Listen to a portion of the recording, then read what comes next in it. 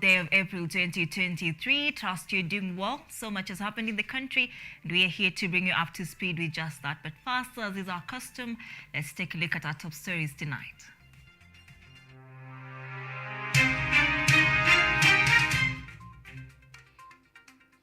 Over 100 Kenyan students rescued from Sudan as rescue mission amid clashes continue.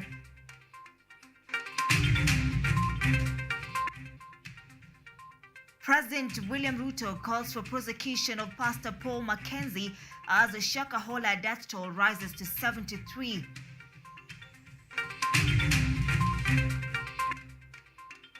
Relief for cancer patients has launch of cyber knife set to conduct treatment in 1 to 5 sessions.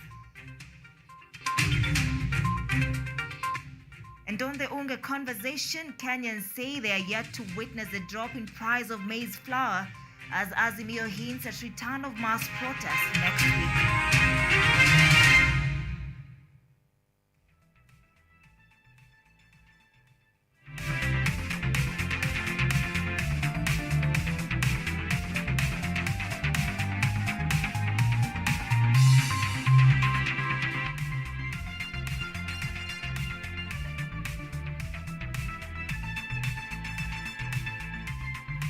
All right, welcome to the broadcast. Ruth CHEPKOECH is our sign language interpreter tonight. My name is ODIDA. Remember, today is Money Monday. We will be talking about politics and fragile economy with the embattled Secretary General Jubilee Secretary General Jeremiah Kioni. Welcome to the broadcast. Now, Foreign Affairs Cabinet Secretary Alfred Mutua has said that 29 Kenyan students have been airlifted from Sudan as fighting in the country persists between the paramilitary Rapid Support Forces RSF and the Sudan Army. Kenya has evacuated 29 Kenyan students who are stranded in Sudan as more than 300 Kenyans await evacuation. A vicious power struggle between the regular Sudan army and a powerful paramilitary force has led to violence across the country. A number of governments have begun to evacuate their citizens out of Sudan as fierce fighting rages on, showing no sign of a truce. Foreign and Diaspora Affairs Cabinet Secretary Alfred Mutua reports that the government has started evacuating Kenyans from Sudan. Mutua said his ministry has already engaged 3 evacuation programs for Kenyans in Sudan.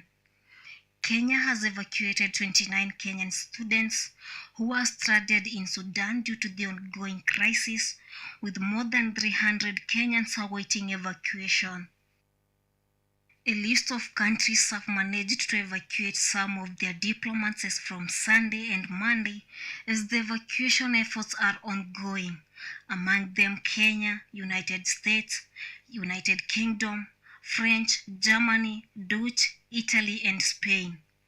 The Intergovernmental Authority on Development, IGAD, stepped up efforts to end the war in Sudan by appointing 3 regional heads of state, President William Ruto, his South Sudanese counterpart Salva Kiir, and Djibouti's President Ismail Omar to mediate between the army and a paramilitary group. However, a larger group of Kenyans has been left behind in Sudan awaiting evacuation. Dorothy Musioka, KUTV. All right, now President William Ruto has called for the prosecution of Pastor Paul Mackenzie of Goodwill International over the deaths of a number of his followers whose bodies were discovered buried at Shakahola Forest in Kilifi. The Inspector General of Police, Japheth Koome, has confirmed that 26 bodies have been retrieved today, doubling the death toll to 73. Take a look. As the operation in Shakahola village to dig up graves continues with the aim of establishing the number of people who died in the hands of Pastor Paul Mackenzie after being manipulated into fasting till death, the country has been left starstruck in what has been termed as a cult activity. President William Ruto has for the first time weighed in on Pastor Mackenzie's controversial International Goodwill Church, likening him to a terrorist who uses religion to advance what he described as weird and unacceptable ideologies. People who are masquerading as religious people, yet what they do is contrary to the teachings and to the beliefs of religion whether they are Christians, Muslim, or indeed any other religion. Terrorists use religion to advance their heinous acts. People like Mr. Mackenzie are using religion to do exactly the same thing. Confirming today's retrieval operation, Inspector General of Police Japheth Koome said that 58 have been reported dead, including those who died on their way to hospital. 29 others have been rescued. However, as of Monday evening, 73 people were reported dead after 15 more bodies were retrieved. The National Assembly Minority Leader Opiyo Wandayi also weighed in on the Shakahola massacre, noting that the government should come up with ways to stop deranged and criminal characters from destroying humanity in the name of religion. Interior Cabinet Secretary Kithure Kindiki on Sunday, April 23rd, deployed police to the village to seal off the forest where the mass graves were unearthed. He stated that a multi-agency security team was unraveling the death linked to the fasting ahead of his visit in the area on Tuesday, April 25th.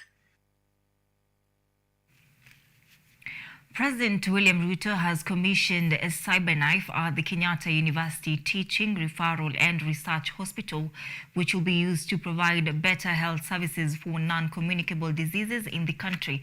Ruto stated that Kenyans will no longer have to travel abroad to seek advanced cancer treatment, highlighting the government's commitment to harness the post-pandemic recovery momentum to reverse the growing burden of non-communicable diseases. President William Ruto, in the company of Health Cabinet Secretary Susan Nyakumicha and other political leaders, graced over the launch of Cyberknife Center at Kenyatta University Teaching, Referral and Research Hospital, with the center now becoming the second in Africa. Speaking during the launch, the head of state revealed that he and his team from the Ministry of Health were working on new amendments to the NHIF Act, which would be presented to the Parliament. According to Ruto, the universal healthcare will fully facilitate the cost of medication. It is also important to accompany this development program with interventions to radically bring down the cost of treatment to a level where it is no longer a barrier to access for the majority of Kenyans. We have already agreed with the ministry on how we are going to deliver on the critical equipment that are required for the proper functioning of our health facilities across the country in a manner that is cost-effective. Additionally, according to President Ruto, he has donated 30 acres of land to the WHO organization for the construction of a regional health emergency hub and training center, adding that the government would reap a lot of benefits from its partnership with the WHO, including the creation of employment opportunities. This provision leaves adequate land available for the future expansion of the university and this hospital. The MOU signed today provides a framework under which Kenya and WHO will collaborate in health, training, and rescue efforts during disaster and other emergencies. Accompanying leaders led by Health Cabinet Secretary Susan Nyakumicha thanked Kenyatta University Teaching, Referral and Research Hospital Management for the great step it has taken in ensuring that cancer patients receive high standardized medical facilities, with a number praising today's technology for its great contribution. Your Excellency, I'm happy that besides them being able to take care of cancer, they are also providing care and expertise to the other centers through the hub and spoke model. And I am aware, Your Excellency, that this institution has already signed MOUs with our different cancer centers, and they're able to provide that expertise. We all owe it to the team here to really congratulate them in taking this very bold step and making Kenya one of the first. This is a world-class facility that we in the judiciary found fit to patronize. And I'm here to encourage other government agencies, public bodies, also to try and patronize. The treatment is an outpatient procedure and does not require hospitalization, and recovery is often immediate. Edward Nyamo, KUTV. Now, President William Ruto today presided over the Kenya Prisons Cadets Pass-Out Parade at the Prison Staff Training College in Ruiru, Kiambu County. The President has lauded the Prisons Authority for aligning its policies, procedures and standards with the Constitution and the government's development agenda. President William Ruto, accompanied by the Prime Cabinet Secretary Musalia Mudavadi, has today presided over the 26th Pass-Out Parade of Kenya Prisons Cadets at Prison Staff Training College in Ruiru, Kiambu County, where 222 cadets graduated after 13 months of training.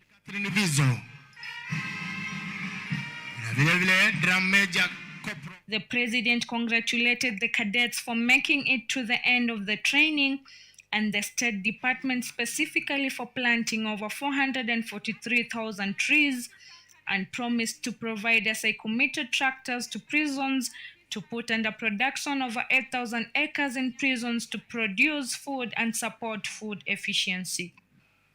We are going to provide, as I committed, 67 new tractors and other implements and equipment that will enable the prison department in the lands that they have to put under production 8,000 acres to produce maize, to produce rice, vegetables. Ruto also promised the completion of the infrastructure in prisons before the end of the year and opening of them by the Cabinet Secretary for usage by prison servants during his speech in Ruiru. He also emphasized on alternatives to imprisonment for minor sentences to reduce congestion in the prisons. 41% of the prison population is awaiting trial for bailable offenses. All these people need not be incarcerated. It is important for stakeholders in the justice ecosystem to seriously implement alternative dispute resolution and to consider alternatives to imprisonment for relatively minor sentences. Principal Secretary, State Department for Correctional Services, Mary Muthoni, says that they are confident as a department on the cadets and expect that once they are posted in their different workstations, they will provide efficient and effective services to the people without bias. Salma Swaleh, KUTV.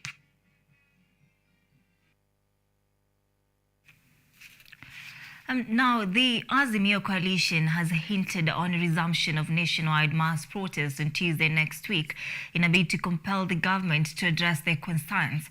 The announcement comes in as the bipartisan talks to resolve political crisis between the sitting government and the opposition are to take place tomorrow. The key issues that the opposition are addressing are the cost of living to be lowered through provision of subsidy programs on basic commodities such as maize, flour, fuel, electricity and school fees, IEBC to open its servers for auditing, Kenya Kwanza to fully commit on the bipartisan talks, and Eldas Member of Parliament Adan Kainan, a member of Jubilee Party, to be removed as part of the Kenya Kwanza bipartisan team.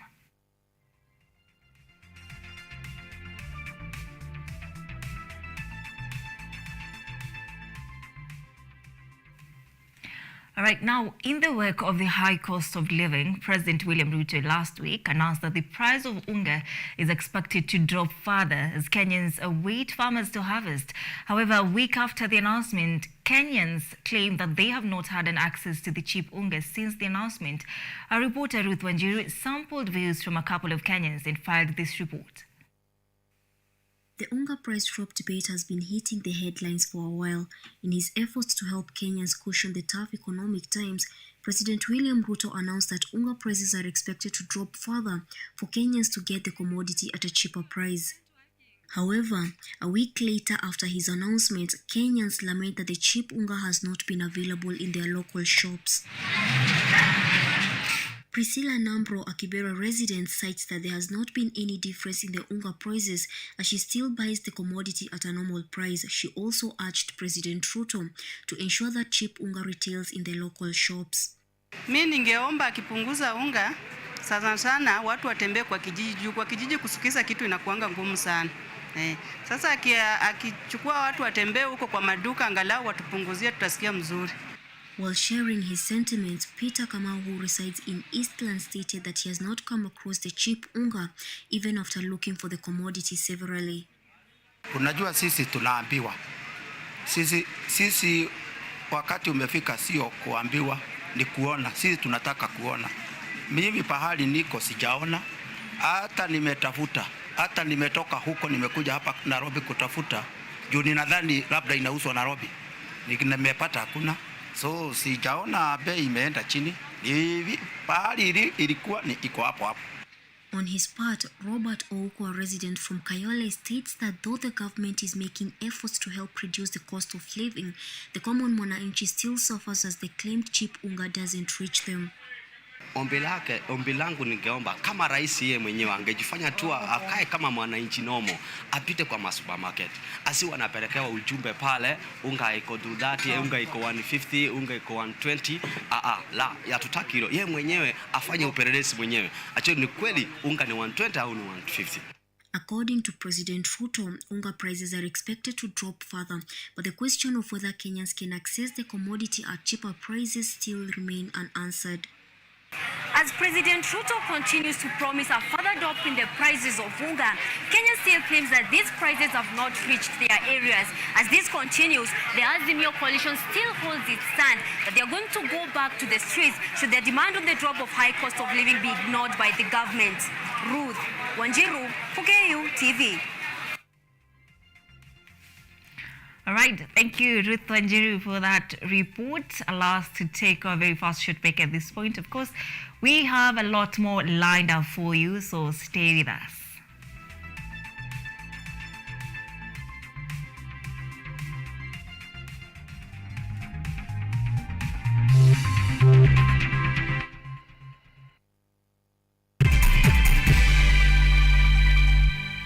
Are you an aspiring media practitioner, a graduate, or you just want to advance your skills in television production?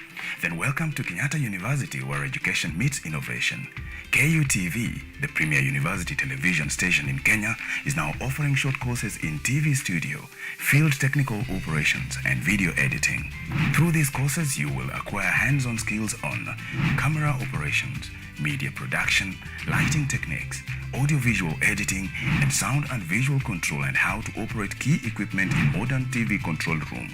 Enroll today at KUTV and discover your full potential in cutting-edge TV broadcasting.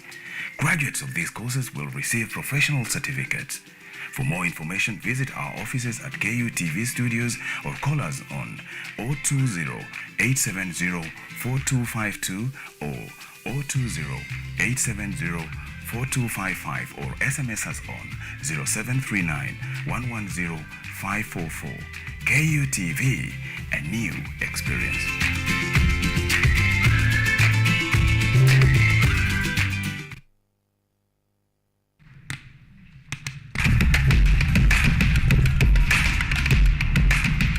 Access to knowledge, solution to unanswered questions.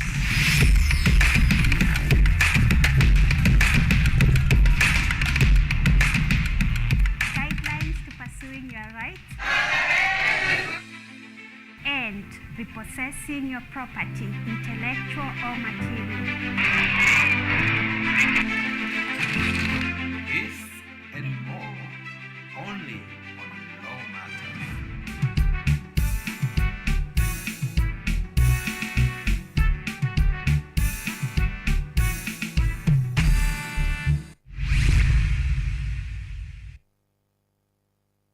Technology, science, innovation, ICT, and research. These are the ingredients upon which the solutions to the 21st century problems are founded. In a world that is rapidly changing, it's all hands on deck to ensure a balance in all fields of life.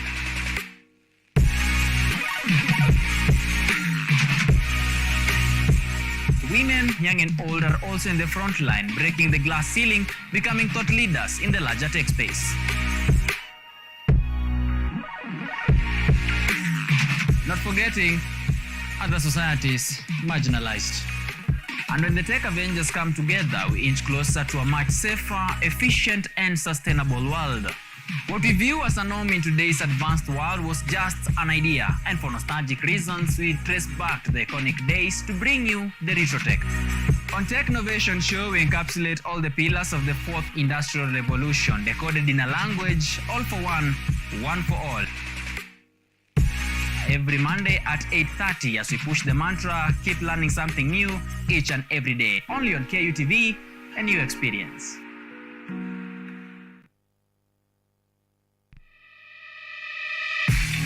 What's up, fashionistas? Looking for a show that brings you the latest in the world of fashion, glamour, creativity, and style?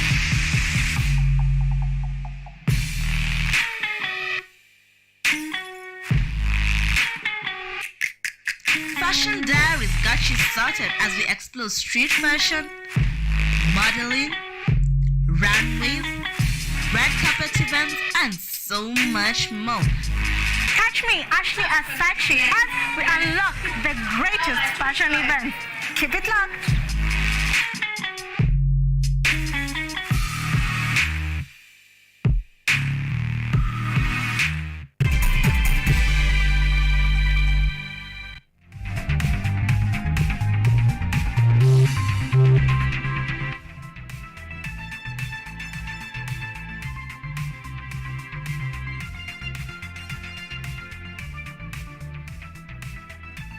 All right, welcome back to KUTV Primetime News. Today is Money Monday, and we are talking about politics in this fragile economy. Tonight in studio, I am joined by former Darogo Member of Parliament, Honorable Jeremiah Kioni in studio. So stay tuned for this conversation with Mheshimiwa. Karibu sana, Mheshimiwa, to studio. Asante sana. Glad to have you here with us. So how should I refer to you? Is it the Secretary General, or how do you prefer it? Well, I don't know. I will leave it to you to pick any of the titles you think is appropriate for the evening.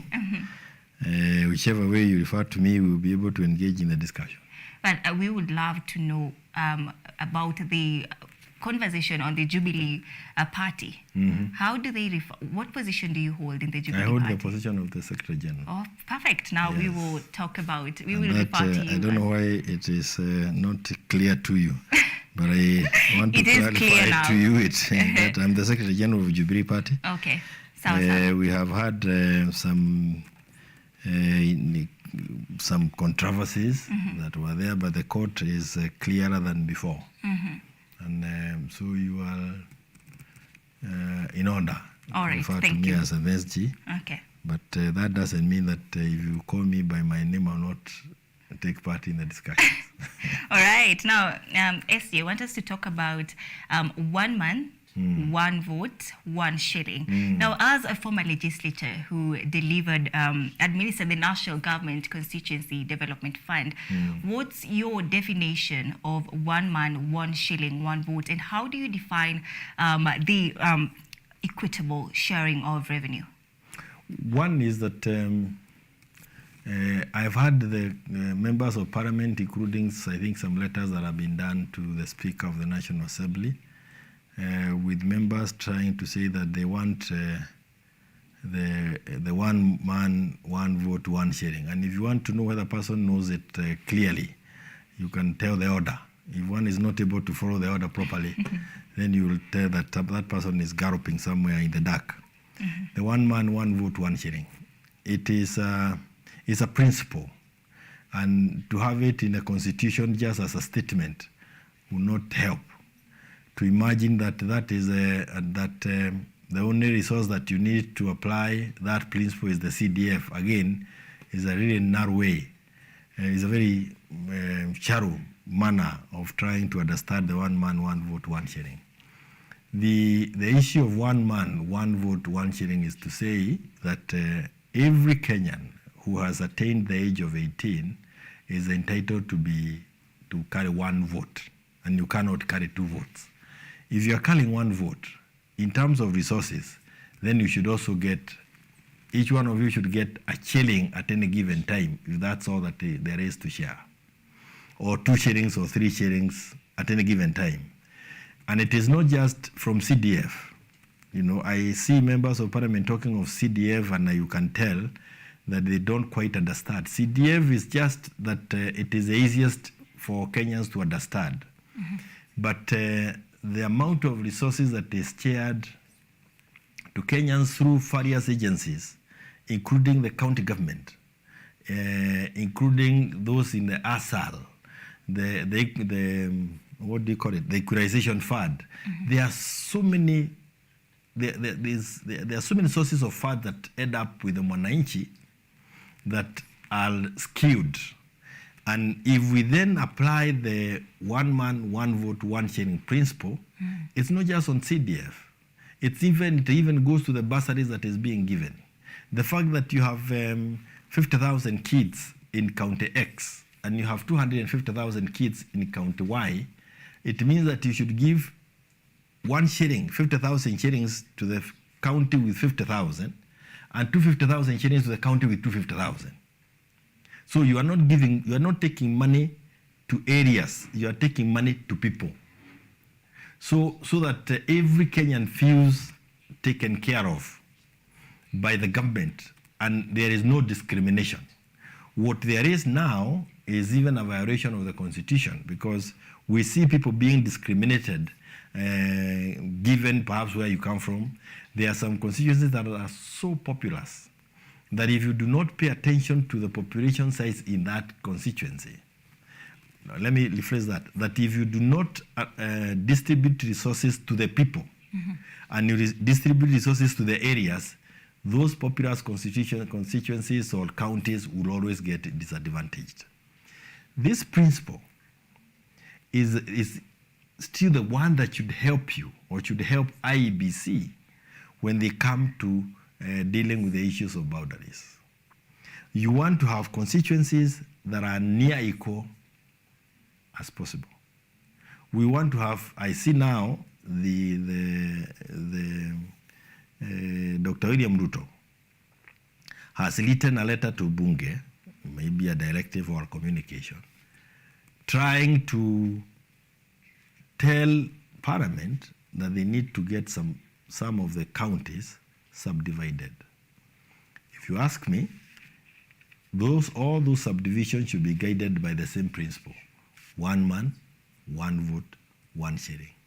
If we then get this entrenched in our system and in our way of doing things, then it matters not where you are, because resources will still find you in an equitable manner without any level of discrimination. You will find that people have they have those equal opportunities. They have that, they are treated equally. And thereafter you are left to go out and deal with the opportunities that come your way, because you cannot equalize opportunities, but the support should be equalized. All right. Now, if you're saying that the 1 man, 1 vote, 1 shilling aims at making equitability in these counties, what happens to the development of marginalized communities? We already have funds that are targeting those areas specifically. Those funds, then if that is, because I was part of the constitution making process of 2010, and we came up with what I call the equalization fund. The equalization fund was an amount of money that was going to go to specific areas for a specific number of years or a specific period, and that fund was supposed to bring them to the same level with everybody else. Yes? Yeah. Once you are now on the same level, then you are able to share resources equitably on the 1 man, 1 vote. But even as it is now, the fact that we are already giving you X amount of money to try and bring you to speed should not then make it the rule that any other amount of money that is being shared, you still get more. What has happened now is that we have areas that are getting the equalization fund. There are areas that are getting the ASAL, arid and semi-arid support, because the government has a policy to enhance the services, the infrastructure services, facilities in those areas. So they are getting that extra push. But when you come again to other funds, the funds, because of the population, the size of the population in this area is lower, and they get funds that are not pegged on the one man, one vote, they still get more. So by and large, you can actually see in our attempt to try and help some people out of the difficulties that are there because of previous policies in the government, we now are discriminating against this other section or this other number or section of the population.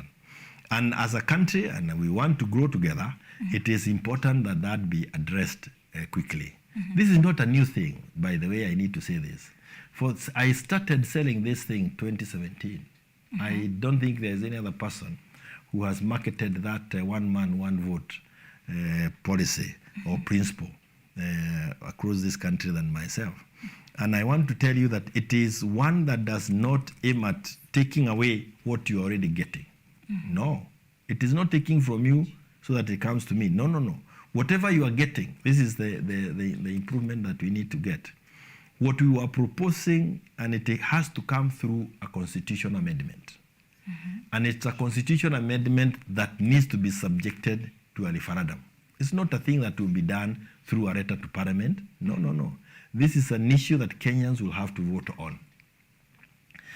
This, when we were talking about it, is that we were saying, when we now analyze, and this is available in the government records, when we analyze this area, and S area, and S area, we can see that Kenyans in this area are getting 20 shillings. Kenyans in this area are getting 4 shillings from the same budget. And we're saying, you who is getting 20, sawa sawa, hatutaki kukutoa kwa hiyo 20 ukuje kwa 15, we will leave you at 20. But allow this one getting 4 to be upped to 20. So don't make your life any worse. But you cannot continue giving this person 4. It's unfair. It's actually immoral. It's evil. You cannot subject people to that kind of discrimination, because what does it end up with? It ends up with people who are not able to go to school. They cannot access education because there is no that adequate government support.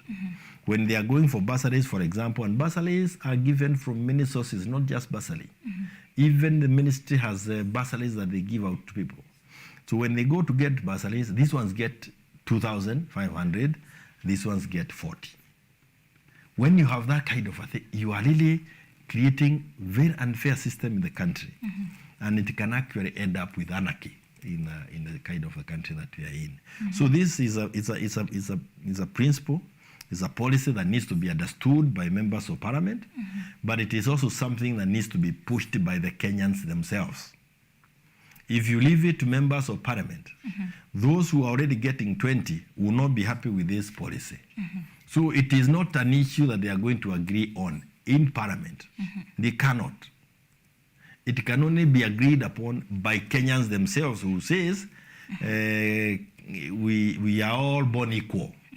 When we grow up, it is your efforts that make you different from the other. But the government must be able to give equal, opportunities that are the same. When you now live you live in maybe the institution, if it's education institutions, or wherever it is, when you go out into the world to apply what you want, then you can be able to exercise your mind. If you are a good business person, you make more money in the business that you take into. But whatever it is that comes from the government, let it come to us on an equal, or equitable basis. Okay. Yes.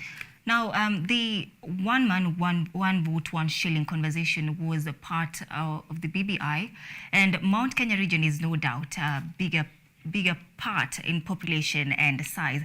But talking about now Mount Kenya region, how sure should the Mount Kenya people watching this evening be sure that you are fighting for their good when you're talking about one man, one vote, one shilling now, and not trying to wrestle their support in favor of your rivals in the UDA? Well, if my push for the one man, one vote, one shilling ends up giving us more support politically, so be it. There's no apology for it. For as long as you are pushing for the right thing for the people, there are no apologies. In fact, you allow me or you invite me to say the following. When we were pushing for the one man, one vote, one shilling, and when we were pushing for the many other goodies and benefits that are in the BBI, not just for Mount Kenya region, but across the country, the people who fought that venture, that document, those benefits that were meant to help the people, were the UDA brigade. They fought it by lying and saying that BBI was meant to create positions for Raila and Uhuru. They are now trying to cherry pick from the same document. They pick the one man, one vote, they pick the issue of the constituencies, they pick that. But you see, if you try to implement one aspect of the BBI without implementing the whole, then you don't achieve that global picture of equalizing the country. Because the document had been thought through in many ways, including making sure that when you leave the university, for those who are still students like here in Kenyatta University, the government gives you 7 years tax-free period. So that if you are trying to bring up your business, however small you start, the government is helping you because it's not taxing you. Removing all taxes, including those of the counties. So that it's after 7 years that the government can now start earning from you. That was to help create employment among the young people. So it's not a document that you can cherry pick and run away with an item here or there. If a young person, some young people are very fast. They can create employment or businesses immediately from here colleges. You see them in 3-4 months, they have a business that is already making money. If then they are able to employ others for 7 years, you are not paying taxes. So you're even going to generate employment, and you would deal with the youth badge that you have in the country of very many unemployed but qualified people. So you are bringing into the market employers and helping them to become employers. That is one thing that we lost in that document. And it is important. We were looking at the constituencies, for example. If we allow the constitution to be interpreted the way it is today, it says that if a constituency has not attained a population of 164,000 in the rural areas, minus 30%, that limit, it must be scrapped. When you go down and work out the constituencies that have not attained that mark, already we know in the constitution we have 27 constituencies that will be scrapped. But when you apply that formula to even other constituencies, you will end up to almost up to 40, upwards of 40 constituencies that will need to be scrapped. What were we saying? We were saying it's very dangerous to tell people who are used to a member of parliament, who are used to MCAs, who are used to electing leaders at their level, and to wake up one day and say, tukisoma katiba inasema sasa nyinyi 2027 kama tutapiga kura wakati huo 2027 hamutapiga kura tena kwa sababu hamuna idadi ya watu ambao wanatakikana kuwa kwa constituency yenyu. And the political argument was that is a very devastating thing to take to people. Why don't we then look at this document as Kenyans? See, how do we retain these existing constituencies so that these people who have been used to a member of parliament, a member of the county assembly, remain enjoying the same. But then the constituencies that have 250,000 people, cut them into two so that they come down to the same level with these other ones whom you have allowed to continue benefiting. When that was done scientifically, it came to the point that we needed to create another 70 constituencies. When you create those 70 constituencies, then you distribute them to the areas that are heavily populated, and they come to near the same level with those ones which are sparsely populated. That is still the principle of one man, one vote, one shilling. If we don't pay attention to all these things, we will try and play around with the minds of Kenyans. But 5 years, 3 years down the line, 5, 6 years down the line, you will still see the same inequalities playing out. You will find that some people are able to pay school fees for you saw it. It was reported in the social media. We saw the counties of Mandera, Garissa, Wajir. They were able to put a kitty of 250 million shillings for their kids. So they're able to pay school fees for virtually every of those who applied. You go to another area like Juja here, Roiro. We are in Roiro, isn't it? Or we are in Nairobi, but Roiro is just next door. The member of parliament has over 500,000 inhabitants, residents. When he tries to give out bursary, hata kuona 1,000 kwa wale ambao wanataka inakuwa ni shida. Now just imagine, you have a child orphaned here in Roiro, has applied for bursary, he's given 1,000, maybe 200. You have another child who has parents in a county like Mandera or Garissa or Wajir and the other places where the populations are lower, has already gotten the full fees paid, not just for the secondary level, not university, but even postgraduate, master's programs being paid for school fees outside the country. You cannot allow a country to continue that way. So this principle of one man, one vote, one shilling, it is not a thing that you just write like a sentence, yes, like your name, and it is done. No. It's a one that must be seen to be applying through and through. When you say that you are giving out fertilizer, for example, and you have given out fertilizer to one area, you will need to find out, this is an area that requires fertilizer because they are growing maize. What is it that you require in an area that is growing potatoes? What kind of fertilizer? What do you need to give to an area that is doing camels? You know, this thinking, it's a totality of mind that is not just in a written statement. Yeah, I see people making noise a lot, and I thank the issue of the CDF because it is the one that plays out and people are able, Kenyans now have understood it. But as a leader, you cannot just understand it kutoka hapo juu. You need to go a little deeper so that as you sit to make the laws and the policies and even to oversight or check and balance the check the government, then you have some depth in that. Yes. All right, now allow us to shift a little bit from the one man, one vote, one shilling conversation. Now allow us to talk about the Jubilee Party and the wrangles that are going in,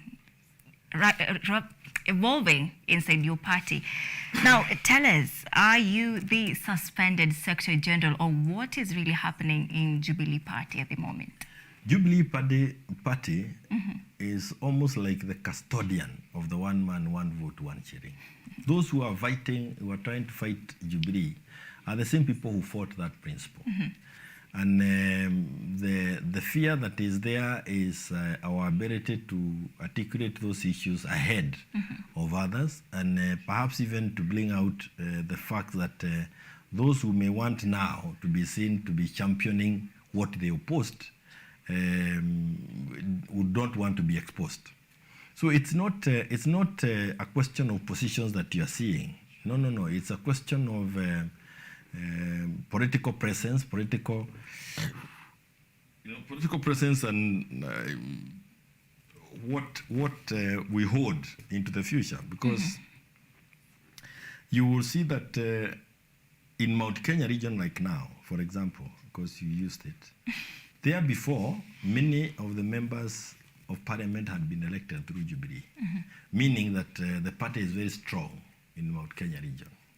So those who are in government, if they have a feeling, which must be the correct one, that they are not delivering as they should, and that there is apathy that is gaining momentum on a daily basis, and people are like, exiting, there is an exodus from their party, they will be concerned as to where are these people going to. And since this is siasa, is competition, if they can kill the alternative available, Then they believe that they'll find these people available somewhere at a later date and correct them. So this fight against Jubilee, it is because Jubilee will go back and establish, go back to where it was, and people are keen to join to ensure that their party is strong. And that is why you'll see very many attempts. This is not the first one. This attempt started last year. This is when? 2022 June is when there was an attempt to wind up Jubilee and form Jubilee Asili. That again, boardroom battles were done and that was put off. We now have those who have tried or attempted to throw out the officials of the party by holding meetings that, and you know, even now you can walk out here and call yourself the Secretary General of Party X. That is a constitutional right. But the reality, the truth of it is that if there is a constitution that governs every political party, and that constitution will need to be followed when you want to bring around changes. Secretary General and the chairman and all those other officials are elected in an NDC. You cannot call a meeting of individuals somewhere in a hotel and come up with minutes and then say that you have dethroned others from their party positions. All right, now... And this was a subject of a court battle, and the court battle found as much. And they said, in their own word, they said, the letter that had been written purporting to have brought changes within Jubilee was null and void. It cannot be any clearer than that. All right, now, should the Internal Dispute Resolution Committee rules against you, are you going to appeal? I mean, you have to exhaust all the avenues that are there, but I also don't see what the IDRC would be ruling against. Yeah. I mean, let me now ask, not ask you, but state it in a manner that you understand. If you're calling a meeting of a party, and the person allowed to call the meeting of the party is yourself, and she is the deputy. If the deputy calls the meeting when you are there, what does that mean? Let me put it differently so that you understand. We have the president of a country, or you have somebody sitting in State House like Dr. William Ruto, and you have another one sitting in Karen, like Rigathi. Rigathi wakes up one morning and calls a cabinet meeting, and they resolve how the budget should be done. Does that make sense? Can that hold? If you allow institutions to be managed that way, even for example, like here at Kenyatta University, the deputy vice chancellor wakes up and calls the Senate or the council, and they make decisions. All right. Those are things it is just common sense. And, you know, but at times when you then bring in politics into common sense, and this is why I've been a little quiet on this issue, because in the fullness of time, you will see the folly of the things that others have been trying to do. All right, I guess now the point is home. And we would really love to know, as we wind up now, where is your team as all these wrangles are going on? Where is David Murathe, Raphael Tuju, your party head, Honorable Uhuru Kenyatta? They are there. They're nowhere to be seen. We can't see them. They are there. They don't have to be seen. You know, when you're dealing with the truth, facts, and everything, it's not the masses that you don't need to try and demonstrate.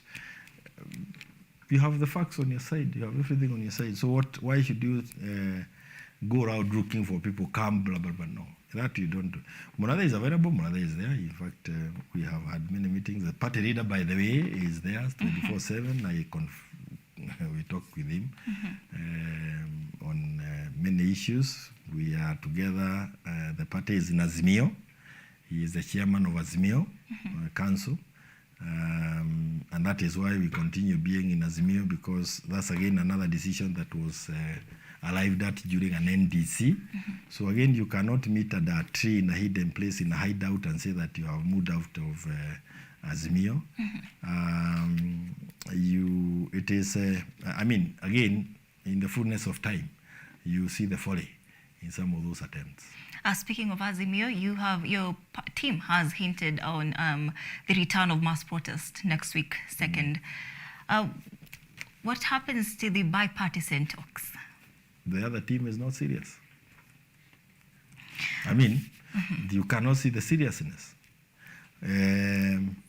You cannot come to the field to play against us, and you picked one of our players in the changing room, and he is playing a position in your team. The starting point for the referee is to disqualify your team because you've enlisted players who don't belong to you, and for as long as we have that happening, you cannot sit in that kind of a team. And I want to tell you this because you need to get a little serious as a country.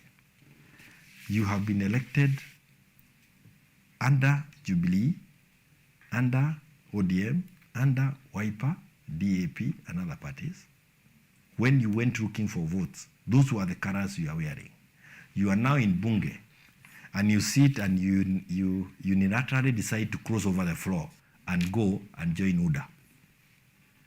Who are you deceiving? You are very deceitful, dishonest to the people who voted for you. You lied to them and you came and changed on the floor. All right. What we are saying in this dialogue and bipartisan talks is those members of parliament who went looking for votes under X color and have now moved to another color across the floor must go back for by-elections. Otherwise, we have no bipartisan talks. We will be out for maandamano. It is the minimum that you can do as a country. If you did not win, help Kenyans check the government of the day. If you won, stay with the difficulties that you have, including an inability to manage the resources that come on a daily basis. You are permanently crying foul, or whatever it is that you are. Right. You have to live within, you have to live with what you went telling Kenyans. Now you can actually see the deceitiveness of these people. They fought the one man, one vote, one shilling. They now want to take it and run away with it and say, and it's no problem. But we have to let Kenyans know hawa watu ni waongo kiasi ambao haijaonekana Kenya hii. Na waambiwe mapema, serikali si sukali ya kurambaramba kila siku.